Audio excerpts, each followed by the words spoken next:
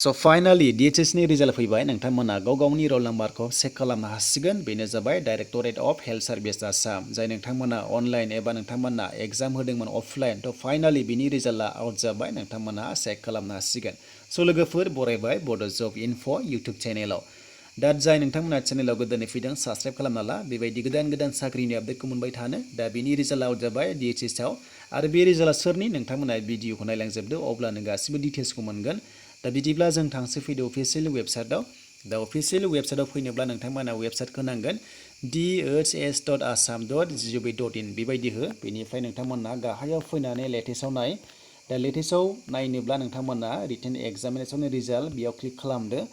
दा बेयाव क्लिक खालामनाय लोगो लोगो जोङो नायनोसै PDF फाइलखौ डाउनलड खालामनानै गाहायाव दा जों बेयाव डाउनलड खालामबाय नोंथांमोना डाउनलड खालामनो हागोन डिसक्रिपसनाव लिंक होनाय दङ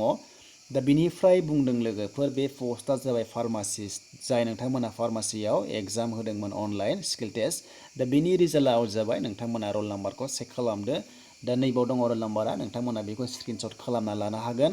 दा बे आपडेटआ फैदोंमोन 19 आगस्टआव आपडेट नाथाय बेयाव एसे मिस्टेक बादि मोनदों बे जाबाय नोंथांमोना 26 आगस्ट 2021 नुनो मोनदों बेयाव जानो हागौ बे मिस्टेक जादों दा लोगोफोर नायदो नोंथांमोना बेयाव नुनो मोनदों दा बेयाव गासैबो रोल नाम्बारा फैबाय नोंथांमोना बेखौ स्क्रिनशट खालामना लादो नैबावबो दङ लास्टआवबो दङ थ' नोंथांमोना गांनै पेज बेबायदि मोनगोन दा स्क्रिनशट खालामना ला गासैखौबो रोल नाम्बारा दङना गैया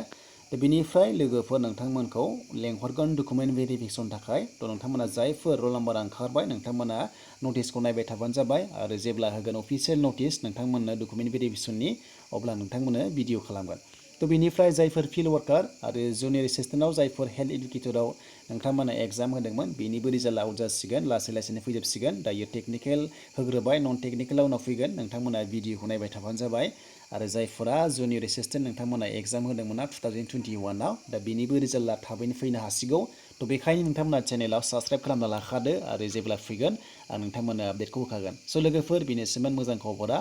बेनो जाबाय directorate of health service Assam